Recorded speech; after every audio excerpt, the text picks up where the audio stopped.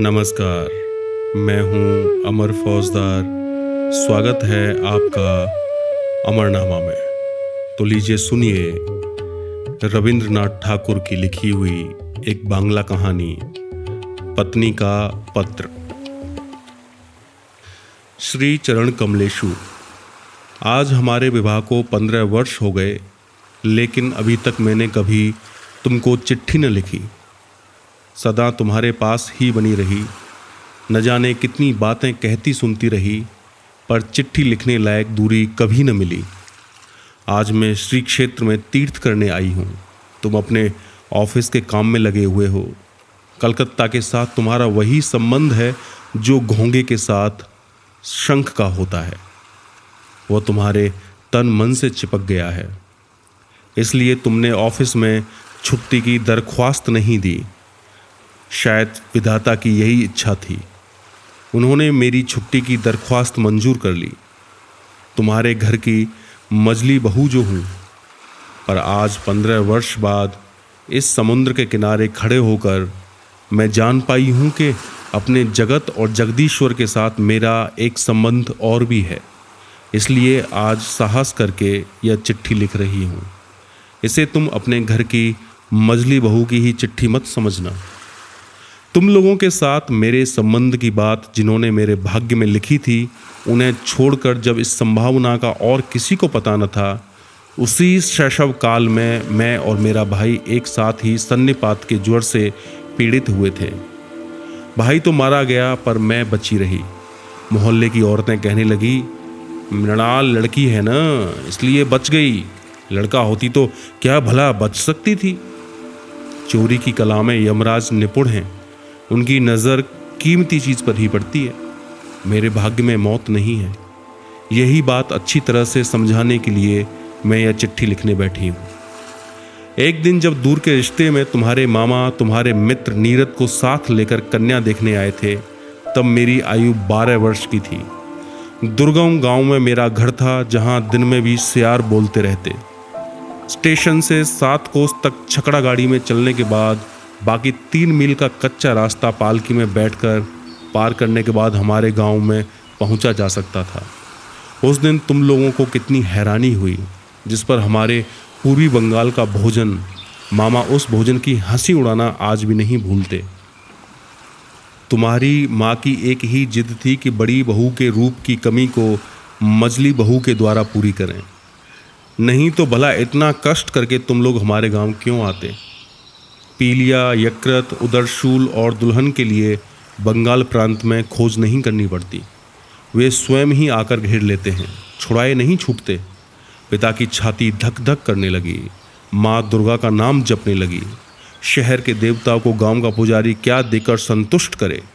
बेटी के रूप का भरोसा था, लेकिन स्वयं बेटी में उस रूप का कोई मूल्य नहीं होता। देखने आया हुआ व्यक्ति उसको जो मूल्य दे वही उसका मूल्य होता है। इसलिए तो 1000 रूप गुण होने पर भी लड़कियों का संकोच किसी भी तरह दूर नहीं होता।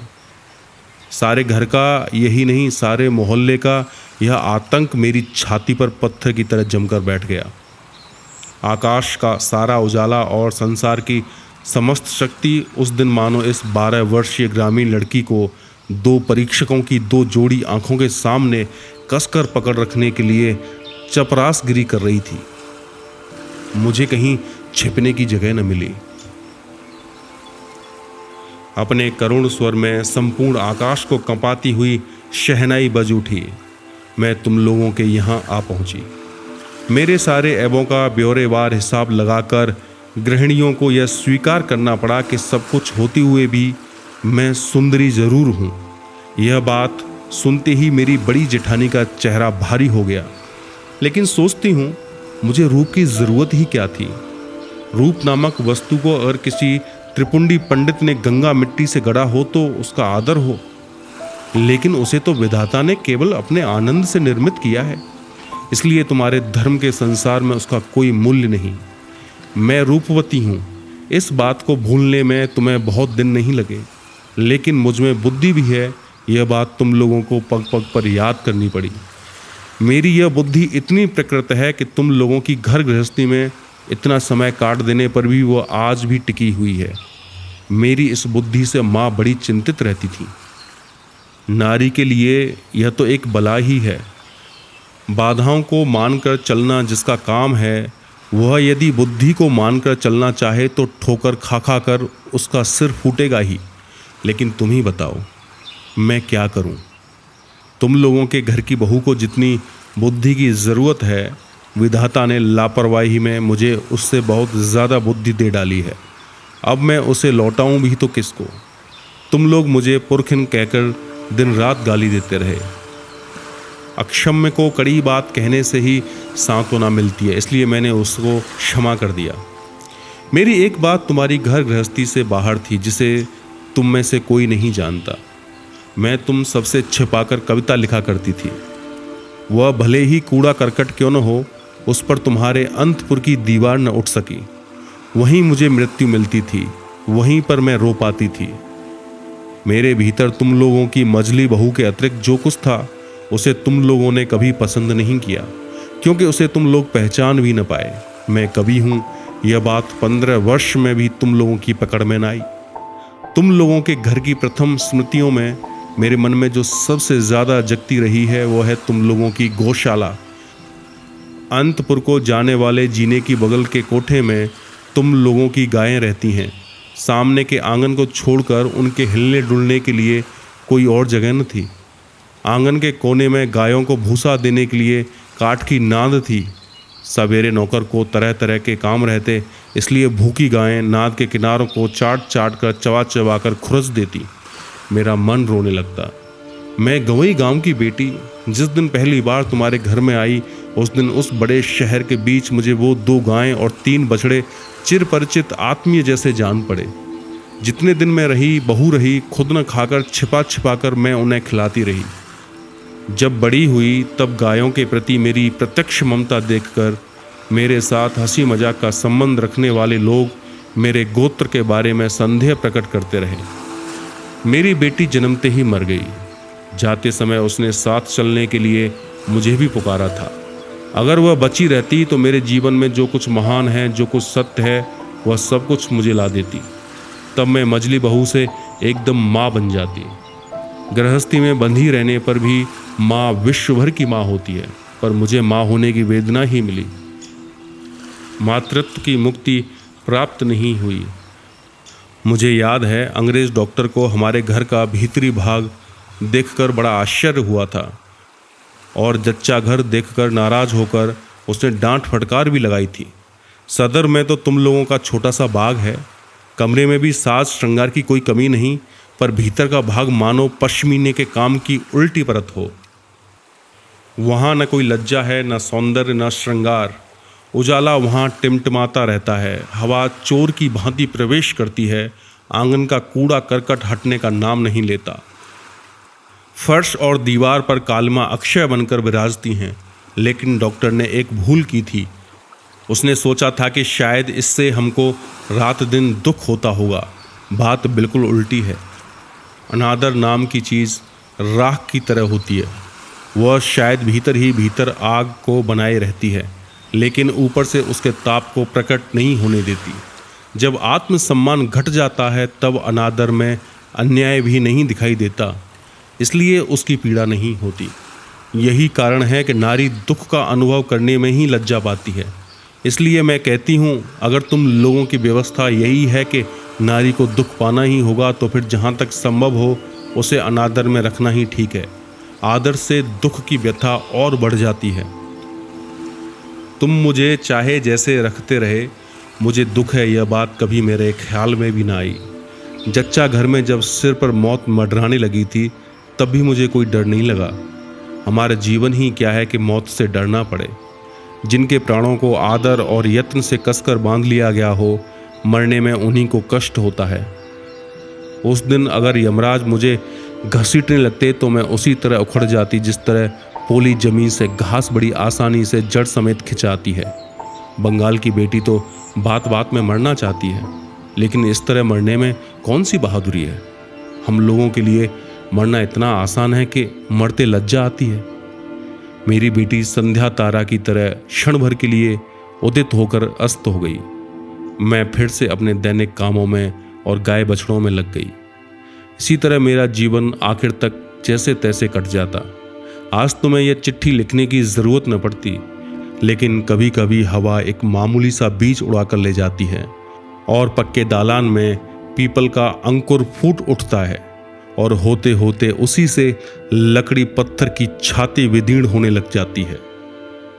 मेरी गृहस्थी की पक्की व्यवस्था में भी जीवन का एक छोटा सा कण न जाने कहां से उड़कर आ पड़ा। तभी से दरार शुरू हो गई। जब विधवा माँ की मृत्यु के बाद मेरी बड़ी जेठानी की बहन बिंदु ने अपने चचेरे भाइयों के अत्याचार के मारे एक दिन हमारे घर में अपनी दीदी के पास आश्रय लिया था, तब तुम लोगों ने सोचा था यह कहाँ की बला आ गई। आग लगे मेरे स्वभाव को, करती भी क्या। देखा तुम लोग सब मन ही मन खींच उठे हो, इसलिए उस निराश्रिता लड़की को घेरकर मेरा संपूर्ण मन एकाएक जैसे कमर बांधकर खड़ा हो गया। पराए घर में पराए लोगों की अनिच्छा होते हुए भी आश्रय लेना कितना बड़ा अपमान है। यह अपमान भी जिसे विवश होकर स्वीकार करना पड़ा हो, उसे क्या धक्का देकर एक कोने में डाल दिया जाता है। बाद में मैंने अपनी बड़ी जेठानी की दशा देखी। उन्होंने अपनी गहरी संवेदना के कारण ही बहन को अपने पास बुलाया था, लेकिन जब उन्होंने देखा कि इसमें पति की इच्छा नहीं है, तो उन्होंने ऐसा भाव दिखाना शुरू किया मानो उन पर कोई बड़ी बला आ पड़ी हो, मानो अगर वह किसी तरह दूर हो सके तो जान बचे। उन्हें इतना साहस न हुआ कि वे अपनी अनाथ बहन के प्रति खुले मन से स्नेह प्रकट कर सकें। वे पतिव्रता थीं। उनका यह संकट देखकर मेरा मन और भी दुखी हो उठा। मैंने देखा बड़ी जेठानी ने खास तौर से सबको दिखा दिखाकर बिंदु के खाने पहनने की ऐसी रद्दी व्यवस्था की और उसे घर में इस तरह नौकरानियों के से काम सौंप दिए कि मुझे दुख ही नहीं लज्जा भी हुई। मैं सबके सामने इस बात को प्रमाणित करने में लगी रहती थी कि हमारी गृहस्थी को बिंदु बहुत सस्ते दामों में मिल गई है। ढेरों काम करती है, फिर भी खर्च की दृष्टि से बेहद सस्ती है।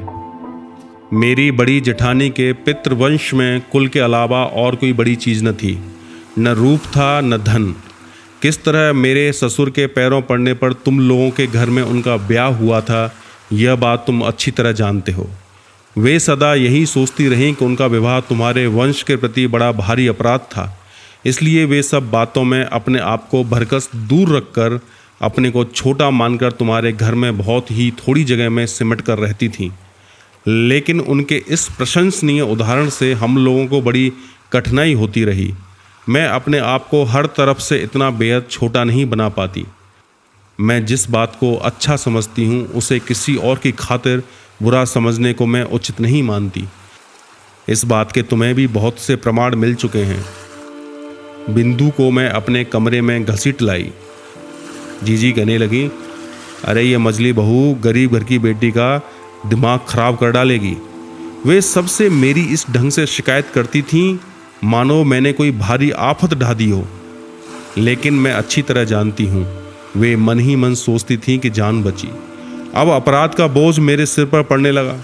वे अपनी बहन के प्रति खुद को जो स्नेह नहीं दिखा पाती थीं, वही मेरे द्वारा प्रकट करके उनका मन हल्का हो जाता। मेरी बड़ी जेठानी बिंदु की उम्र में से 2-1 अंक कम कर देने की चेष्टा किया करती थी, लेकिन अगर अकेले में उनसे यह कहा जाता कि उसकी अवस्था 14 से कम नहीं थी तो ज्यादती न होती। तुम्हें तो मालूम है, देखने में वह इतनी कुरूप थी कि अगर वह फर्श पर गिरकर अपना सिर फोड़ लेती तो भी लोगों को घर के फर्श की ही चिंता होती। यही कारण है कि माता पिता के न होने पर ऐसा कोई न था जो उसके विवाह की सोचता, और ऐसे लोग भी भला कितने थे जिनके प्राणों में इतना बल हो के उससे ब्याह कर सके। बिंदु बहुत डरती डरती मेरे पास आई, मानो अगर मेरी देह उससे छू जाएगी तो मैं सह नहीं पाऊंगी, मानो संसार में उसको जन्म लेने का कोई अधिकार ही न था। इसलिए वह हमेशा अलग हटकर आंख बचाकर चलती। उसके पिता के यहाँ उसके चचेरे भाई उसके लिए ऐसा एक भी कोना नहीं छोड़ना चाहते थे जिसमें वह फालतू चीज़ की तरह पड़ी रह सके। फालतू कूड़े को घर के आसपास अनायास ही स्थान मिल जाता है, क्योंकि मनुष्य उसको भूल जाता है। लेकिन अनावश्यक लड़की एक तो अनावश्यक होती है, दूसरे उसको भूलना भी कठिन होता है। इसलिए उसके लिए घूरे पर भी जगह नहीं होती। फिर भी यह कैसे कहा जा सकता है कि उसके चचेरे भाई ही संसार में परमावश्यक पदार्थ थे? जो हो वे लोग थे खूब। यही कारण है कि जब मैं बिंदु को अपने कमरे में बुला लाई तो उसकी छाती धक धक करने लग गई। उसका डर देखकर मुझे बड़ा दुख हुआ।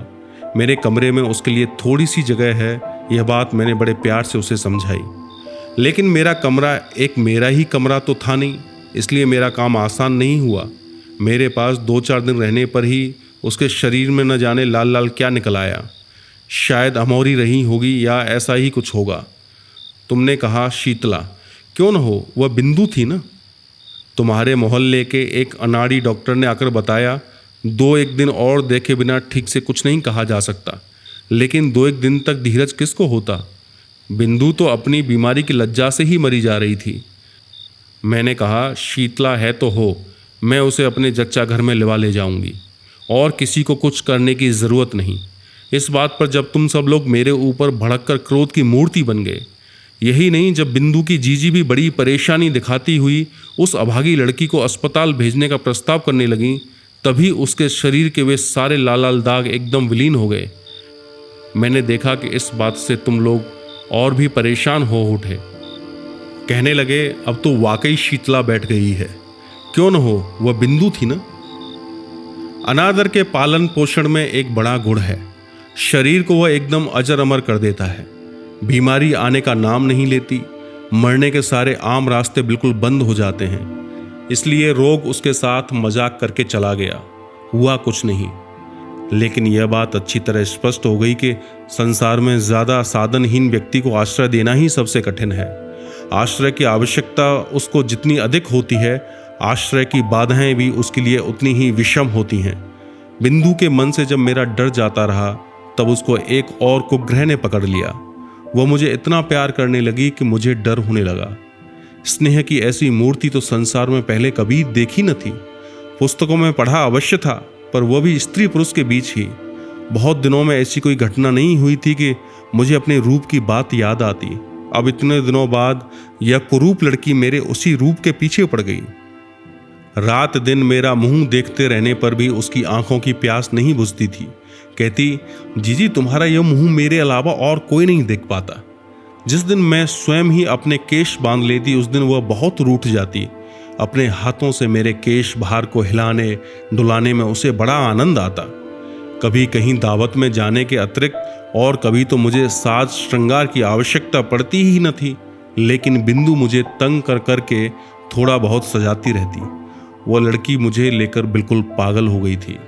तुम्हारे घर के भीतरी हिस्से में कहीं रत्ती भर भी मिट्टी न थी। उत्तर की ओर की दीवार में नाली के किनारे न जाने कैसे एक गाव का पौधा निकला।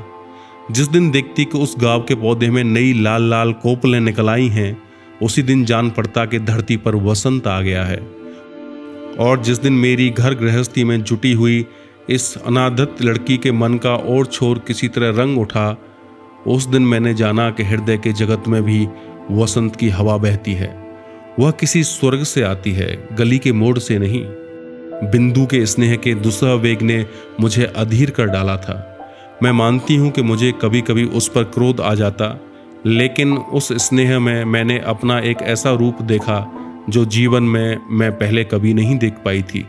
वही मेरा मुख्य स्वरूप है। इधर मैं बिंदु जैसी लड़की को इतना लाड़ प्यार करती थी, यह बात तुम लोगों को बड़ी ज्यादती लगती। इसे लेकर बराबर खटपट होने लगी। जिस दिन मेरे कमरे के बाजूबंद चोरी हुआ, उस दिन इस बात का आभास देते हुए तुम लोगों को तनिक भी लज्जा न आई कि इस चोरी में किसी न किसी रूप में बिंदु का हाथ है। जब स्वदेशी आंदोलन में लोगों के घर की तलाशियां होने लगीं, तब तुम लोग अनायास ही यह संदेह कर बैठे कि बिंदु पुलिस द्वारा रखी गई स्त्री गुप्तचर है। इसका और तो कोई प्रमाण न था। प्रमाण बस इतना ही था कि वह बिंदु थी। तुम लोगों के घर की दासियां उनका कोई भी काम करने से इनकार कर देती थीं। उनमें से किसी से अपने काम के लिए कहने में वह लड़की भी संकोच के मारे जड़वत हो जाती थी।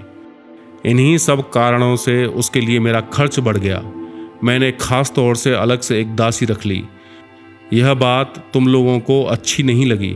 बिंदु को पहनने के लिए मैं जो कपड़े देती थी, उन्हें देखकर तुम इतने क्रुद्ध हुए कि तुमने मेरे हाथ खर्च के रुपए ही बंद कर दिए। दूसरे ही दिन मैंने ₹1.25 जोड़ी की मोटी कोरी मिल्की धोती पहनना शुरू कर दिया, और जब मोती की माँ मेरी झूठी थाली उठाने के लिए आई तो मैंने उनको मना कर दिया। मैंने खुद झूठा भात बछड़े को खिलाने के बाद आंगन के नल पर जाकर बर्तन मल लिए। एक दिन एकाएक इस दृश्य को देखकर तुम प्रसन्न न हो सके। मेरी खुशी के बिना तो काम चल सकता है, पर तुम लोगों की खुशी के बिना नहीं चल सकता। यह बात आज तक मेरी समझ में नहीं आई। उधर ज्यों-ज्यों तुम लोगों का क्रोध बढ़ता जा रहा था, त्यों-त्यों बिंदु की आयु भी घटती जा रही थी। इस स्वाभाविक बात पर तुम लोग अस्वाभाविक ढंग से परेशान हो उठे थे। एक बात याद करके मुझे आश्चर्य होता रहा है कि तुम लोगों ने बिंदु को जबरदस्ती अपने घर से विदा क्यों नहीं कर दिया। मैं अच्छी तरह समझती हूँ कि तुम लोग मन ही मन मुझसे डरते थे। विधाता ने मुझे बुद्धि दी है, भीतर ही भीतर इस बात की खातिर किए बिना तुम लोगों को चैन नहीं पड़ता था। अंत में अपनी शक्ति से बिंदु को विदा करके मैं असमर्थ होकर तुम लोगों ने प्रजापति देवता की शरण ली। बिंदु का वर ठीक हुआ। बड़ी जेठानी बोली जान बची। माँ काली ने अपने वंश की लाज रख ली। वर कैसा था मैं नहीं जानती। तुम लोगों से सुना था कि सब बातों में अच्छा है। बिंदु मेरे पैरों से लिपट कर रोने लगी। बोली जीजी मेरा ब्याह क्यों कर रही हो भला। मैंने उसको समझाते बुझाते कहा बिंदु डर मत, मैंने सुना है तेरा वर अच्छा है। बिंदु बोली अगर वर अच्छा है तो मुझ में भला ऐसा क्या है जो उसे पसंद आ सके। लेकिन वर पक्ष वालों ने तो बिंदु को देखने के लिए आने का भी नाम न लिया। बड़ी जीजी इससे बड़ी निश्चिंत हो गई, लेकिन बिंदु दिन रात रोती रहती, चुप होने का नाम ही न लेती। उसको क्या कष्ट है यह मैं जानती थी। बिंदु के लिए मैंने घर में बहुत बार झगड़ा किया था, लेकिन उसका ब्याह रुक जाए यह बात कहने का साहस नहीं होता था। कहती भी किस बल पर। मैं अगर मर जाती तो उसकी क्या दशा होती। एक तो लड़की जिस पर काली, जिसके यहाँ जा रही है वहाँ उसकी दशा क्या होगी। इस बातों की चिंता न करना ही अच्छा था। सोचती तो प्राण कांप उठते। बिंदु ने कहा जीजी ब्याह के अभी 5 दिन और हैं, इस बीच क्या मुझे मौत नहीं आएगी। मैंने उसको खूब धमकाया, लेकिन अंतर्यामी जानते हैं कि अगर किसी स्वाभाविक ढंग से बिंदु की मृत्यु हो जाती तो मुझे चैन मिलता। ब्याह के एक दिन पहले बिंदु ने अपनी जीजी के पास जाकर कहा जीजी मैं तुम लोगों की गौशाला में पड़ी रहूंगी, जो कहोगी वो करूंगी। मैं तुम्हारे पैरों पड़ती हूँ, मुझे इस तरह मत धकेलो। कुछ दिनों से जीजी की आंखों से चोरी चोरी आंसू झर रहे थे। उस दिन भी झरने लगे, लेकिन सिर्फ हृदय ही तो नहीं होता, शास्त्र भी तो है। उन्होंने कहा बिंदु जानती नहीं, स्त्री की गति मुक्ति सब कुछ पति ही है। भाग्य में अगर दुख लिखा है तो उसे कोई नहीं मिटा सकता। असली बात तो यह थी कि कहीं कोई रास्ता ही न था। बिंदु को ब्याह तो करना ही पड़ेगा, फिर जो हो सो हो। मैं चाहती थी कि विवाह हमारे ही घर से हो, लेकिन तुम लोग कह बैठे वर के ही घर में हो। उनके कुल की यही रीति है। मैं समझ गई बिंदु के ब्याह में अगर तुम लोगों को खर्च करना पड़ा तो तुम्हारे गृह देवता उसे किसी भी भांत नहीं सह सकेंगे, इसलिए चुप रह जाना पड़ा। लेकिन एक बात तुम में से कोई नहीं जानता। जीजी को बताना चाहती थी पर फिर बताई नहीं तो वे डर से मर जाती। मैंने अपने थोड़े बहुत गहने लेकर चुपचाप बिंदु का श्रृंगार कर दिया था। सोचा था जीजी की नज़र में तो ज़रूर ही पड़ जाएगा, लेकिन उन्होंने जैसे देखकर भी नहीं देखा। दुहाई है धर्म की, इसके लिए तुम उन्हें क्षमा कर देना। जाते समय बिंदु मुझसे लिपट कर बोली जीजी तो क्या तुम लोगों ने मुझे एकदम त्याग दिया। मैंने कहा नहीं बिंदु, तुम चाहे जैसी हालत में रहो, प्राण रहते मैं तुम्हें नहीं त्याग सकती। 3 दिन बीते। तुम्हारे ताल्लुके के आसामियों ने तुम्हें खाने के लिए जो भेड़ा दिया था उसे मैंने तुम्हारी जठ रागनी से बचाकर नीचे वाली कोयली की कोठरी के एक कोने में बांध दिया था। सवेरे उठते ही मैं खुद जाकर उसको दाना खिला आती। 2-1 दिन तुम्हारे नौकरों पर भरोसा करके देखा, उसे खिलाने की बजाय उनका झुकाव उसी को खा जाने की ओर अधिक था। उस दिन सवेरे कोठरी में गई तो देखा बिंदु एक कोने में गुड़मुड़ होकर बैठी हुई है। मुझे देखते ही वो मेरे पैर पकड़कर चुपचाप रोने लगी। बिंदु का पति पागल था। सच कह रही है बिंदु, तुम्हारे सामने क्या मैं इतना झूठ बोल सकती हूँ दीदी। वो पागल है। इस विवाह में ससुर की सम्मति नहीं थी, लेकिन वे मेरी सास से यमराज की तरह डरते थे। ब्याह के पहले ही काशी चल दिए थे। सास ने जिद करके अपने लड़के का ब्याह कर लिया। मैं वहीं कोयले के ढेर पर बैठ गई। स्त्री पर स्त्री को दया नहीं आती। कहती है कोई लड़की थोड़ी ही है। लड़का पागल है तो पुरुष। देखने में बिंदु का पति पागल नहीं लगता, लेकिन कभी कभी उसे ऐसा उन्माद चढ़ता कि उसे कमरे में ताला बंद करके रखना पड़ता। ब्याह की रात वह ठीक था, लेकिन रात में जगते रहने के कारण और इसी तरह के और झंझटों के कारण दूसरे दिन से उसका दिमाग बिल्कुल खराब हो गया। बिंदु दोपहर को पीतल की थाली में भात खाने बैठी थी। अचानक उसके पति ने भात समेत थाली उठाकर आंगन में फेंक दी। न जाने क्यों अचानक उसको लगा मानो बिंदु रानी रासमणी हो। नौकर ने हो न हो चोरी से उसी के सोने के थाल में रानी के खाने के लिए भात दिया हो, इसलिए उसे क्रोध आ गया था। बिंदु तो डर के मारे मरी जा रही थी। तीसरी रात को जब उसकी सास ने उससे अपने पति के कमरे में सोने के लिए कहा तो बिंदु के प्राण सूख गए। उसकी सास को जब क्रोध आता था तो होश में नहीं रहती थी। वह भी पागल ही थी, लेकिन पूरी तरह से नहीं, इसलिए वह ज्यादा खतरनाक थी। बिंदु को कमरे में जाना ही पड़ा। उस रात उसके पति का मिजाज ठंडा था, लेकिन डर के मारे बिंदु का शरीर पत्थर हो गया था।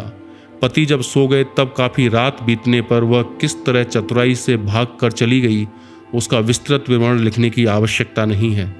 घृणा और क्रोध से मेरा शरीर जलने लगा। मैंने कहा, इस तरह धोखे के ब्याह को ब्याह नहीं कहा जा सकता। बिंदु, तू जैसे रहती थी वैसे ही मेरे पास रहे। देखूं तुझे कौन ले जाता है। तुम लोगों ने कहा बिंदु झूठ बोलती है। मैंने कहा वह कभी झूठ नहीं बोलती। तुम लोगों ने कहा तुम्हें कैसे मालूम। मैंने कहा मैं अच्छी तरह जानती हूँ। तुम लोगों ने डर दिखाया। अगर बिंदु के ससुराल वालों ने पुलिस केस कर दिया तो आफत में पड़ जाएंगे। मैंने कहा क्या अदालत यह बात न सुनेगी कि उसका ब्याह धोखे से पागलवर के साथ कर दिया गया है। तुमने कहा तो क्या इसके लिए अदालत जाएंगे, हमें ऐसी क्या गर्ज है। मैंने कहा जो कुछ मुझसे बन पड़ेगा अपने गहने बेचकर करूँगी। तुम लोगों ने कहा क्या वकील के घर तक दौड़ोगी। इस बात का क्या जवाब होता। सिर ठोकने के अलावा और कर भी क्या सकती थी। उधर बिंदु की ससुराल से उसके जेठ ने आकर बाहर बड़ा हंगामा खड़ा कर दिया। कहने लगा थाने में रिपोर्ट कर दूंगा। मैं नहीं जानती मुझ में क्या शक्ति थी, लेकिन जिस गाय ने अपने प्राणों के डर से कसाई के हाथों से छूटकर मेरा आश्रय लिया हो, उसे पुलिस के डर से फिर उस कसाई को लौटाना पड़े, यह बात मैं किसी प्रकार नहीं मान सकती थी। मैंने हिम्मत करके कहा करने दो थाने में रिपोर्ट। इतना कहकर मैंने सोचा कि अब बिंदु को अपने सोने के कमरे में ले जाकर कमरे में ताला लगाकर बैठा जाऊं, लेकिन खोजा तो बिंदु का कहीं पता नहीं। जिस समय तुम लोगों से मेरी बहस चल रही थी, उसी समय बिंदु ने स्वयं बाहर निकलकर अपने जेठ को आत्मसमर्पण कर दिया था। वह समझ गई थी कि अगर वह इस घर में रही तो मैं बड़ी आफत में पड़ जाऊंगी। बीच में भाग आने से बिंदु ने अपना दुख और भी बढ़ा लिया। उसकी सास का तर्क था कि उनका लड़का उसको खाए तो नहीं जा रहा था ना। संसार में बुरे पति के उदाहरण दुर्लभ भी नहीं हैं। उनकी तुलना में तो उनका लड़का सोने का चांद था। मेरी बड़ी जेठानी ने कहा, अरे जिसका भाग्य ही खराब हो उसके लिए रोने से क्या फायदा। पागल वागल जो भी हो है तो स्वामी ही ना। तुम लोगों के मन में लगातार उस सती साध्वी का दृष्टांत याद आ रहा था जो अपनी कोढ़ी पति को अपने कंधों पर बिठाकर वैश्या के यहाँ ले गई थी। संसार भर में कायरता के इस सबसे अधम आख्यान का प्रचार करते हुए तुम लोगों के पुरुष मन को कभी तनिक भी संकोच न हुआ। इसलिए मानव जन्म पाकर भी तुम लोग बिंदु के व्यवहार पर क्रोध कर सके। उससे तुम्हारा सिर नहीं झुका। बिंदु के लिए मेरी छाती फटी जा रही थी, लेकिन तुम लोगों का व्यवहार देखकर मेरी लज्जा का अंत न था। मैं तो गांव की लड़की थी जिस पर तुम लोगों के घर आ पड़ी थी। फिर भगवान ने न जाने किस तरह मुझे ऐसी बुद्धि दे दी। धर्म संबंधी तुम लोगों की यह चर्चा मुझे किसी भी प्रकार सहन नहीं हुई। मैं निश्चय पूर्वक जानती थी कि बिंदु मर भले ही जाए, वह अब हमारे घर लौटकर नहीं आएगी। लेकिन मैं तो उसे ब्याह के एक दिन पहले यह आशा दिला चुकी थी कि प्राण रहते उसे नहीं छोड़ूंगी। मेरा छोटा भाई शरद कलकत्ता में कॉलेज में पढ़ता था। तुम तो जानते ही हो, तरह तरह से वॉलंटरीली करता। प्लेग वाले मोहल्ले में चूहे मारना, दामोदर में बाढ़ आ जाने की खबर सुनकर दौड़ पड़ना, इन सब बातों में उसका इतना उत्साह था कि एफए की परीक्षा में लगातार 2 बार फेल होने पर भी उसके उत्साह में कोई कमी नहीं आई। मैंने उसे बुलाकर कहा, शरद, जैसे भी हो बिंदु की खबर पाने का इंतजाम तुझे ही करना पड़ेगा। बिंदु को मुझे चिट्ठी भेजने का साहस नहीं होगा, वह भेजे भी तो मुझे मिल न सकेगी। इस काम के बजाय यदि मैं उससे डाका डालकर बिंदु को लाने की बात कहती या उसके पागल स्वामी का सिर फोड़ देने के लिए कहती तो उसे ज्यादा खुशी होती। शरद के साथ बातचीत कर रही थी, तभी तुमने कमरे में आकर कहा, तुम फिर यह क्या बखेड़ा खड़ा कर रही हो? मैंने कहा, वही जो शुरू से करती आई हूं, जब से तुम्हारे घर आई हूं। लेकिन नहीं, वो तो तुम ही लोगों की कीर्ति है। तुमने पूछा, बिंदु को लाकर फिर कहीं छिपा रखा है क्या? मैंने कहा, बिंदु अगर आती तो मैं जरूर ही छिपा कर रख लेती, लेकिन वह अब नहीं आएगी। तुम्हें डरने की कोई जरूरत नहीं है। शरद को मेरे पास देखकर तुम्हारा संदेह और भी बढ़ गया। मैं जानती थी कि शरद का हमारे यहाँ आना जाना तुम लोगों को पसंद नहीं है। तुम्हें डर था कि उस पर पुलिस की नज़र है, अगर कभी किसी राजनीतिक मामले में फंस गया तो तुम्हें भी फंसा डालेगा। इसलिए मैं बहदूज का तिलक भी आदमी के हाथों उसी के पास भिजवा देती थी, अपने घर नहीं बुलाती थी। एक दिन तुमसे सुना कि बिंदु फिर भाग गई है, इसलिए उसका जेठ हमारे घर उसे खोजने आया है। सुनते ही मेरी छाती में शूल चुभ गए। अभागिनी का असह्य कष्ट तो मैं समझ गई, पर फिर भी कुछ करने का कोई रास्ता न था। शरद पता करने दौड़ा। शाम को लौटकर मुझसे बोला, बिंदु अपने चचेरे भाइयों के यहाँ गई थी, लेकिन उन्होंने अत्यंत क्रुद्ध होकर उसी वक्त उसे फिर ससुराल पहुंचा दिया। इसके लिए उन्हें हर्जाने का और गाड़ी के किराए का जो दंड भोगना पड़ा, उसकी खार अब भी उनके मन से नहीं गई है। श्री क्षेत्र की तीर्थ यात्रा करने के लिए तुम लोगों की काकी तुम्हारे यहाँ आकर ठहरी। मैंने तुमसे कहा, मैं भी जाऊंगी। अचानक मेरे मन में धर्म के प्रति यह श्रद्धा देखकर तुम इतने खुश हुए कि तुमने तनिक भी आपत्ति नहीं की। तुम्हें इस बात का भी ध्यान था कि अगर मैं कलकत्ता में रही तो फिर किसी न किसी दिन बिंदु को लेकर झगड़ा कर बैठूंगी। मेरे मारे तुम्हें बड़ी परेशानी थी।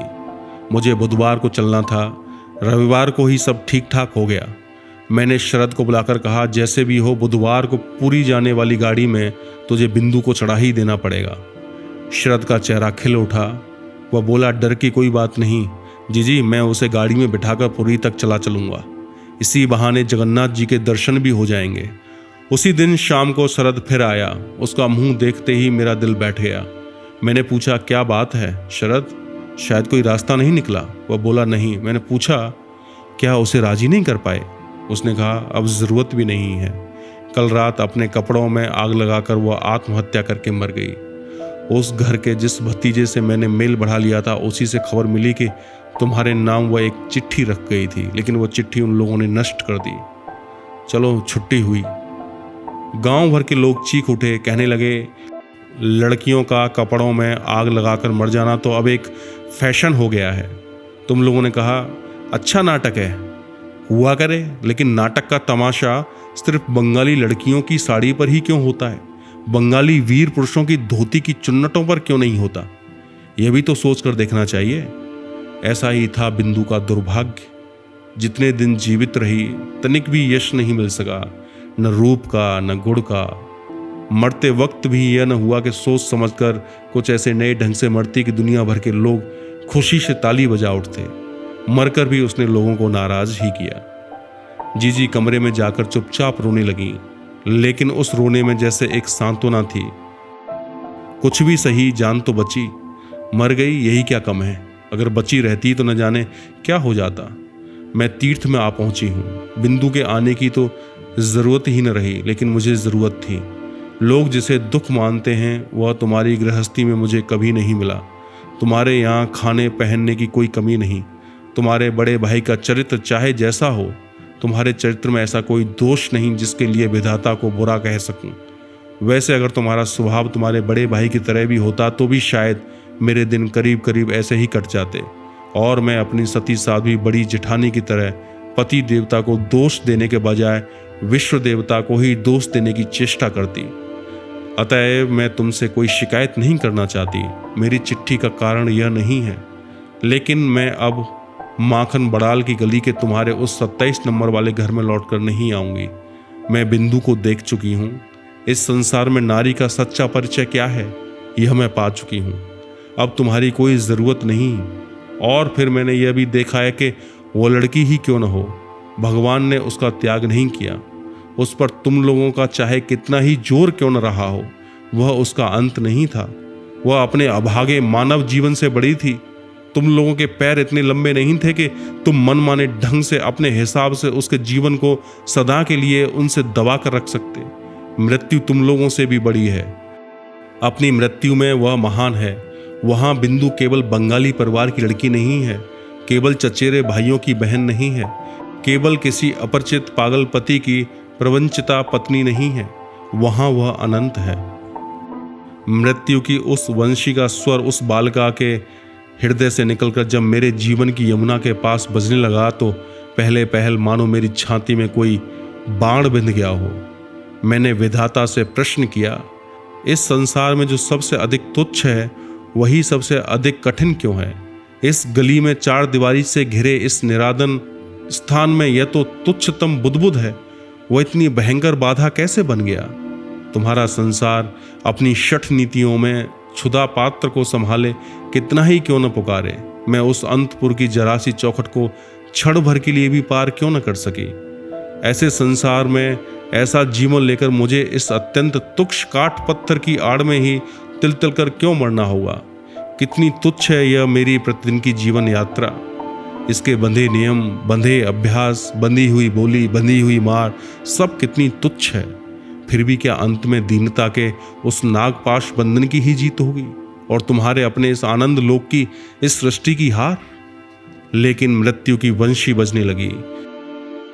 कहाँ गई राजमिस्त्रियों की बनाई हुई वह दीवार? कहाँ गया तुम्हारे घोर नियमों से बंधा वह कांटों का घेरा? कौन सा है वह दुख, कौन सा है वह अपमान जो मनुष्य को बंदी बनाकर रख सकता है?